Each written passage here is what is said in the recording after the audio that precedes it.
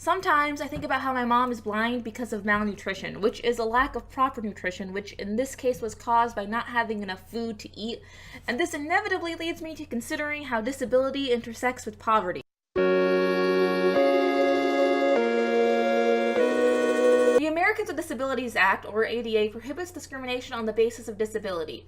But people with disabilities are overrepresented among America's poor. It is estimated that over 40 million people in America have some level of disability, and too many of that 40 million are living in poverty. Individuals who are blind or visually impaired experience unemployment rates that exceed 70%. Furthermore, the median earnings for people with disabilities is only $17,000, whereas the median earnings for people without a disability are over $28,000. For people who can't math, that's a $9,000 difference. This is a cyclical problem. You can be poor as a result of a disability or have a disability as a result of poverty. People with disabilities are actually at an increased risk for poor health and quality of life because those disabilities often affect socioeconomic standing. This increased risk of poor health and quality of life also affects your family, as there are often more barriers to healthcare for you and your family when you have a disability because there is a lack of accessibility. My pediatrician's office growing up was not wheelchair accessible, so parents who were in wheelchairs probably had to travel farther just to take their kids to get their booster shots. Disability affects your family's socioeconomic standings and can lower the quality of life for your family, but data also suggests casual relationships between low socioeconomic status and the development of disability in late adulthood.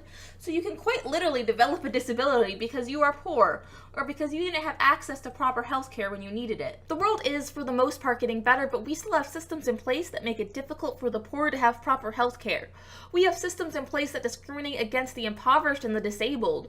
Knowing that these things exist and that they are connected is only the first part of the battle. We need to work to end it. Access to food and basic nutrition would have prevented my mother's disability, so if you would like to take a step to prevent this from happening to anyone else ever, I suggest checking out Action Against Hunger, a humanitarian organization working towards ending world hunger. If you want to join this community that is trying to make the world a better place, please say hi in the comments, subscribe, watch another video of mine, or support me on Patreon. I hope you're all having a lovely day, and I'll see you tomorrow.